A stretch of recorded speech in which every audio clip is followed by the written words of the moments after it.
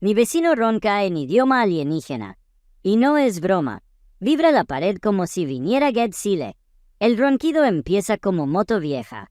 Y termina como Transformer resfriado. Una vez pensé que era un terremoto.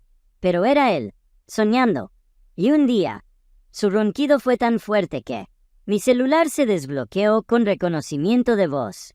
O sea, mi clave es ya su ronquido.